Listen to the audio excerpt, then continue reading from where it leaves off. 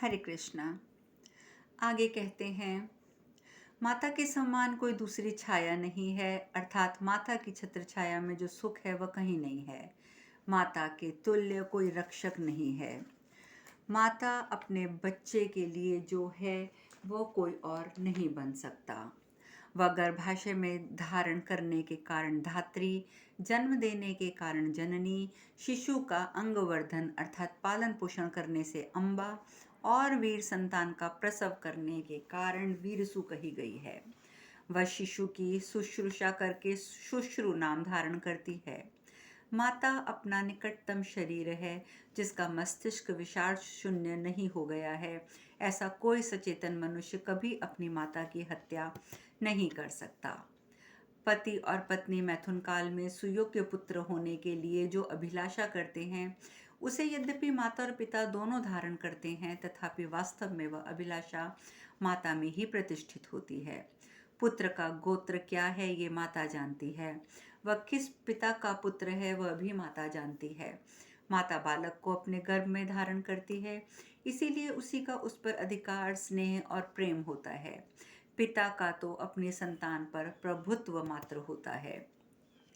जब स्वयं ही पत्नी का पाणी ग्रहण करके साथ साथ धर्माचरण करने की प्रतिज्ञा लेकर भी पुरुष पराई स्त्रियों के पास जाएंगे या उन पर बलात्कार करेंगे, तब इसके लिए स्त्रियों को दोषी नहीं ठहराया जा सकता।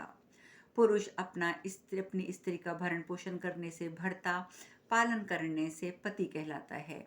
इन गुणों के न रहने पर वह ना तो भर्ता है, ना ही पति कहलाने के योग्य है। वास्तव में स्त्री का कोई अपराध नहीं होता, पुरुष ही अपराध करता है। व्यभिचार का महान पाप पुरुष ही करता है, इसीलिए वही अपराधी है। स्त्री के लिए पति ही परम आदरणीय है, वही उसका सबसे बड़ा देवता माना गया है।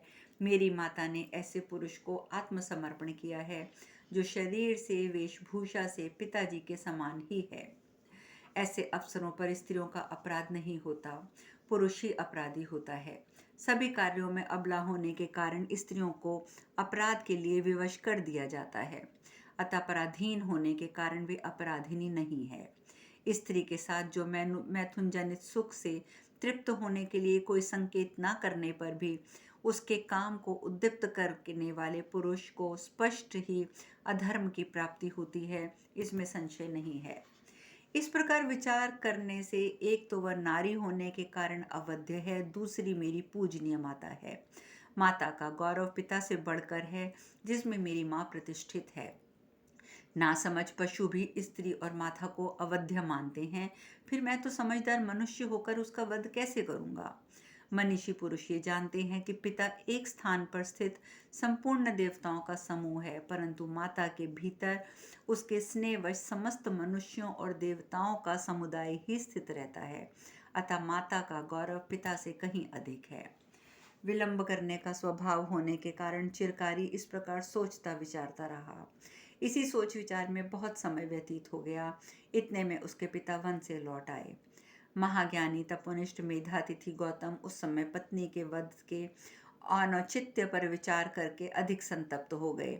वे दुख के आंसू बहाते हुए वेदाध्ययन और धैर्य के प्रभाव से किसी तरह अपने को संभाले रहे और पश्चाताप करते हुए मन ही मन कहने लगे, त्रिभुवन का स्वामी इंद्र ब्राह्मण का रूप धारण करके मेरे आश्रम पर आया था।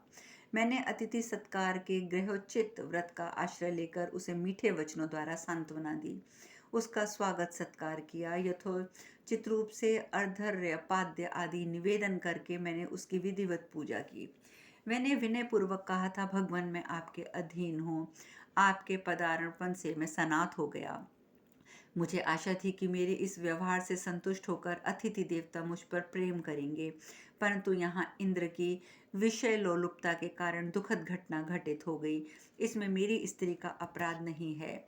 इस प्रकार ना तो स्त्री अपराधिनी है, ना मैं अपराधी हूँ। एक पथिक ब्राह्मण के वेश में आया हुआ देवताओं का राजा इंद्र ही अपराधी है। मेरे द्वारा धर्म के विषय में ये जो स्त्री वध रूप प्रमाद हुआ, वही मेरे अपराध की जड़ है।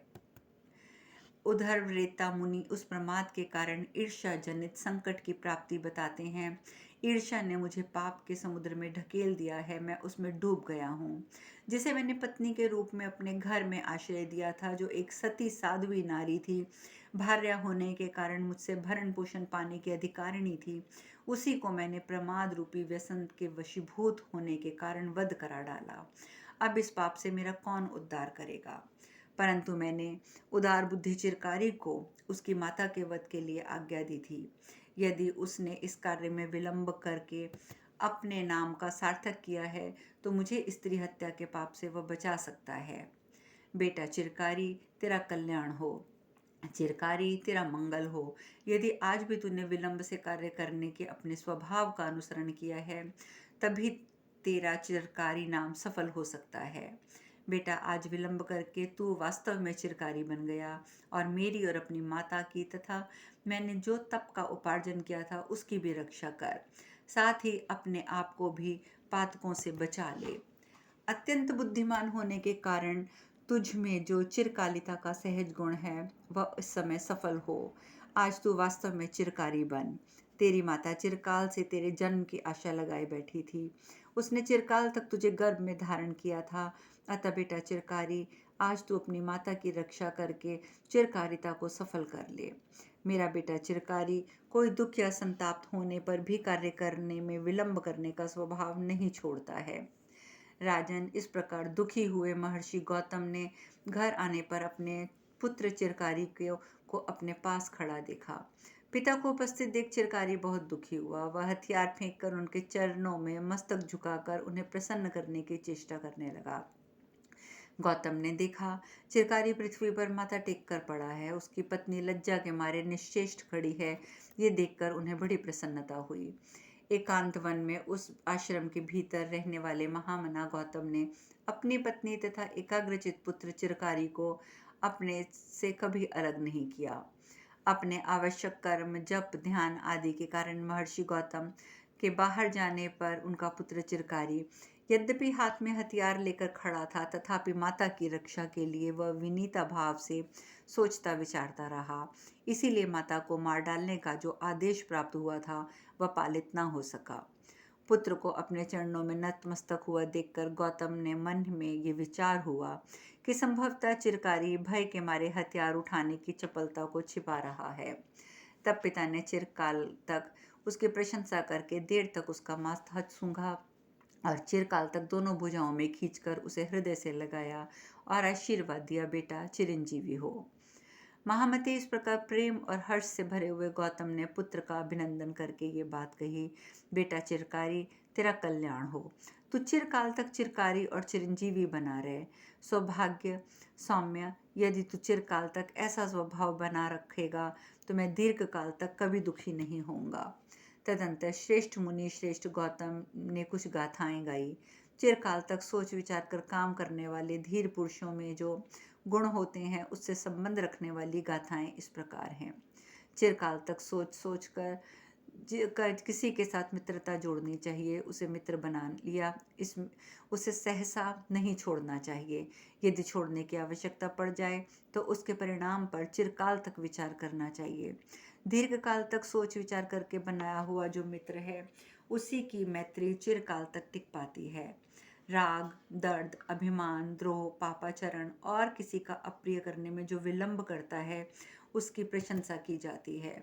बंधुओं, सुहृदों, सेवकों, स्त्रियों के छिपे हुए अपराधों के विषयों में कुछ निर्णय करने में भी जो जल्दबाजी ना करके दीर्घकाल तक सोचता विचारता है उसी की ही प्रशंसा की जाती है। भरत, कुलनंदन, इस प्रकार गौतम वहां अपने पुत्र के विलंब पूर्वक कार्य करने से बहुत प्रसन्न हुए। इस प्रकार सभी कार्यों में विचार करके चिरकाल के पश्चात किसी निश्चय पर पहुंचने वाले पुरुष को दीर्घकाल तक पश्चाताप नहीं करना पड़ता। जो चिरकाल तक रोष को अपने भीतर ही दबाए रखता है और रोष पूर्वक किए जाने वाले कर्म को देर तक रोके रहता है, उसके द्वारा कोई कर्म ऐसा नहीं बनता जो पश्चाताप करने वाला हो। दीर्घकाल तक बड़े बूढ़ों की सेवा करे, दीर्घकाल तक उनका संग करके उनकी पूजा करे, चिरकाल तक धर्म का सेवन और दीर्घकाल तक उसका अनुसंधान करे। अधिक समय तक विद्वानों का संग करके चिरकाल तक शिष्ट पुरुषों की सेवा में रहे और चिरकाल तक अपने मन को वश में रखे। जो चिरकाल तक रोष को अपने भीतर दबाए रखता है, रोष पूर्वक किए जाने वाले कर्म को देर तक रोके रहता है, उसके द्वारा कोई कर्म ऐसा नहीं बनता जो पश्चाताप कराने वाला हो। दीर्घ काल तक बड़े बूढ़ों की सेवा करें, विद्वानों का संग करें। धर्मोपदेश करने वाले पुरुष से यदि कोई प्रश्न करे तो उसे देर तक सोच विचार कर ही उत्तर देना चाहिए।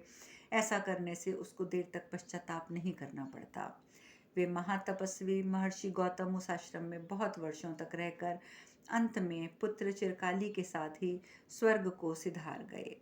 इस प्रकार श्री महाभारत शांति पर्व के अंतर्गत मोक्ष धर्म पर्व में चिरकारी का उपाख्यान विषयक 266वां अध्याय पूर्ण हुआ। युधिष्ठिर महाराज आगे पूछते हैं, सत्पुरुषों में श्रेष्ठ पितामह, मैं आपसे ये पूछ रहा हूँ कि राजा किस प्रकार प्रजा की रक्षा करे और उसे किसी की हिंसा ना करनी पड़े, मुझे ये बताइए। भीष्म जी कहते हैं, युधिष्ठिर, इस विषय में राजा सत्यवान के साथ उसके पिता दुमत्वसेन का जो संवाद हुआ था उसी का उदाहरण दिया जाता है। हमने सुना है कि एक दिन सत्यवान ने देखा कि पिता की आज्ञा से बहुत से अपराधी शूली पर चढ़ाने के लिए ले जाए जा रहे हैं। उस समय उन्होंने पिता के पास जाकर ऐसी बातें कही जो पहले किसी ने नहीं कही थी। वे बोले, पिताजी, ये सत्य है कि कभी ऊपर से धर्म सा दिखाई देने वाला कार्य अधर्म रूप हो जाता है और अधर्म भी धर्म के रूप में परिणत हो जाता है। तथापि किसी प्राणी का वध करना भी धर्म हो, ऐसा कदापि नहीं हो सकता। दुमुत्सेन ने कहा, बेटा सत्यवान, यदि अपराधी का वध ना करना भी कभी धर्म हो तो अधर्म क्या हो सकता है? यदि चोर डाकू मारे ना जाएं तो प्रजा में वर्ण संकरता और धर्म संकरता फैल जाएगी। कलयुग आने पर तो लोग ये मेरी वस्तु है, इसकी नहीं है, ऐसा कहकर सीधा एक दूसरे का धन हड़प लेंगे। इस तरह लोक यात्रा का निर्वाह असंभव हो जाएगा। यदि तुम इसका समाधान जानते हो तो मुझे बताओ। सत्यवान ने कहा, पिताजी, क्षत्रिय, वैश्य और शूद्र, इन तीनों वर्णों में ब्राह्मणों के अधीन इनको कर देना चाहिए। जब चारों वर्णों के लोग धर्म के बंधन में बंधकर उसका पालन करेंगे तो उनकी देखा देखी दूसरे मनुष्य, सूत, मागध आदि भी धर्म का आचरण करेंगे। इनमें से जो भी ब्राह्मण की आज्ञा के विपरीत आचरण करे उसके विषय में ब्राह्मण को राजा के पास जाकर कहना चाहिए, अमुक बात मनुष्य मेरी बात नहीं सुन रहा। तब राजा उसी व्यक्ति को सिर्फ दंड दे। जो दंड विधान शरीर के 5 तत्वों को अलग अलग ना कर सके, अर्थात किसी के प्राण ना ले, उसी का उपयोग करना चाहिए। नीति शास्त्र की आलोचना और अपराधी के कार्य पर भली भांति विचार किए बिना इसके विपरीत कोई दंड नहीं देना चाहिए। राजा डाकुओं और दूसरे बहुत से निरपराध मनुष्यों को मार डालता है। इस प्रकार उनके द्वारा मारे गए पुरुष के माता, पिता, स्त्री, पुत्र आदि की जीविका का कोई उपाय न रह जाने के कारण मानो वे भी मार दिए जाते हैं। अतः किसी दूसरे के अपकार करने पर राजा को भलीभांति विचार करना चाहिए। जल्दबाजी करके किसी को दंड नहीं देना चाहिए। दुष्ट पुरुष भी कभी साधु संग से सुधर कर सुशील बन जाता है तथा बहुत से दुष्ट पुरुषों की संतानें भी अच्छी निकल आती हैं। इसीलिए दुष्टों को प्राण दंड देकर उनका मूलच्छेद नहीं करना चाहिए। किसी की जड़ को उखाड़ना सनातन धर्म नहीं है। अपराध के अनुरूप साधारण दंड देना चाहिए, उसी से अपराधी के पापों का प्रायश्चित हो जाता है। अपराधी को उसका सर्वस्व छीन लेने का भय दिखाया जाए अथवा उसे कैद कर लिया जाए या उसके किसी अंग को भंग करके उसे कुरूप बना दिया जाए, परंतु प्राण दंड देकर उसके कुटुंबियों को क्लेश पहुंचाना उचित नहीं है। यदि इस तरह वे पुरोहित ब्राह्मण की शरण में जा चुके हों तो राजा उन्हें दंड ना दें। यदि शरण चाहने वाले डाकू या दुष्ट पुरुष पुरोहित की ही शरण में चले जाएं और ये प्रतिज्ञा करें कि ब्राह्मण, अब हम ऐसा पाप नहीं करेंगे, तो उन्हें छोड़ देना चाहिए। ये ब्रह्मा जी का उपदेश है। सिर मुंडाकर दंड मृगचरण धारण करने वाले सन्यासी ब्राह्मण भी यदि पाप करें तो दंड पाने का अधिकारी है। यदि मनुष्य बार बार अपराध करे तो प्रमुख विचारगण उसके अपराध के लिए गुरुतर दंड प्रदान करें। इस अवस्था में पहले बार के अपराध की भांति वे बिना दंड दिए छोड़ देने के योग्य नहीं है। दुमुत्सन कहते हैं, बेटा, जहाँ जहाँ भी प्रजा को धर्म की मर्यादा के भीतर नियंत्रित रखा जा सके वहाँ वहाँ वैसा करना धर्म बताया गया है। जब तक धर्म का उल्लंघन नहीं किया जाता यदि धर्म का उल्लंघन करने पर लुटेरों का वध न किया जाए तो सारी प्रजा को कष्ट पहुंचता है। इसके बाद आवश्यकता पड़कर अर्थदंड भी चालू किया गया है और आजकल तो वध का दंड भी प्रचलित हो गया है। बहुत से दुष्टात्मा मनुष्यों को तो प्राण दंड के द्वारा ही काबू में लाना या मर्यादा के भीतर रखना असंभव सा हो गया है। सुनने में आया है कि डाकू मनुष्यों, देवताओं, गंधर्वों और पितरों से किसी को आत्मीय नहीं होता। इतना ही नहीं, इस संसार में कौन लुटेरा किसका है ये प्रश्न नहीं उठ सकता। कोई डाकू किसी का नहीं है ये कहना यथार्थ है। वह तो मरघट में जाकर मृत शरीर के चिन्ह भूत वस्त्र आदि उतार लाता है और देवताओं की संपत्ति भी लूट लेता है। जिसकी बुद्धि मारी गई है उन डाकुओं पर कोई विश्वास अगर करता है तो वह मूर्ख है। यह सुनकर सत्यवान ने कहा, पिताजी, यदि आप लुटेरों का वध ना करके साधुओं की रक्षा करने में असमर्थ हैं अथवा उन दस्युओं को ही साधु बनाकर अहिंसा द्वारा उनकी प्राण रक्षा नहीं कर सकते तो भूत, वर्तमान, भविष्य में उनके परमार्थिक लाभ का उद्देश्य सामने रखकर किसी उत्तम उपाय से उनका या उनकी दस्युवृत्ति का अंत कीजिए। बहुत से नरेश लोगों की जीवन यात्रा का यथावत रूप से निर्वाह हो इस उद्देश्य से भारी तपस्या करते हैं। वे राजा अपने राज्य में चोर डाकुओं के होने से लज्जा अनुभव करते हैं। इसीलिए प्रजा को शुद्ध, सदाचारी और सुखी बनाने की इच्छा से वे तपस्या में प्रवृत्त हो जाते हैं। इस प्रकार परम श्रेष्ठ राजा के सद्व्यवहार का सब लोग अनुसरण करते हैं। मनुष्य स्वभाव से ही सदा बड़ों का आचरण और अनुकरण करता है। जो राजा स्वयं विषय भोगों के लिए इंद्रियों का दास हो रहा है उसके मन को काबू में नहीं रख पाता है। वह यदि दूसरों को सदाचार करने का उपदेश करे तो लोग उसकी हंसी उड़ाते हैं। जो राजा पाप की प्रवृत्ति को रोकना चाहते हो उसे पहले अपने मन को वश में करना चाहिए। जहाँ पाप करने वाले नीच को महान दुख नहीं भोगना पड़ता है वहाँ निश्चय ही पाप बढ़ता है और धर्म का ह्रास होता है। पिताजी, एक दयालु और विद्वान ब्राह्मण ने मुझे ये सब उपदेश दिया था।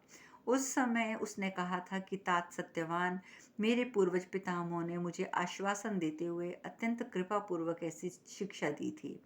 इसीलिए राजा को सतयुग में, जबकि धर्म अपने चारों चरणों में मौजूद रहता है, पूर्वोक्त प्रथम श्रेणी के अहिंसामय दंड के द्वारा ही प्रजा को वश में करना चाहिए।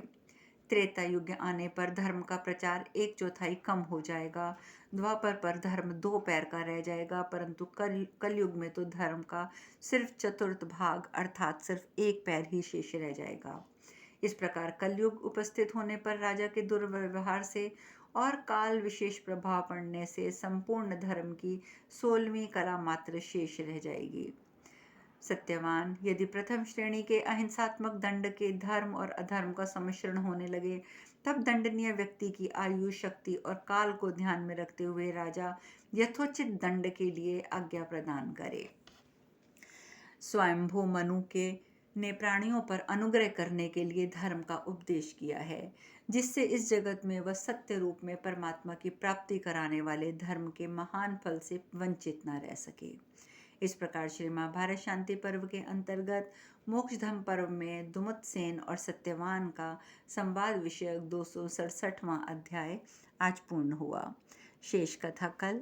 हरे कृष्णा।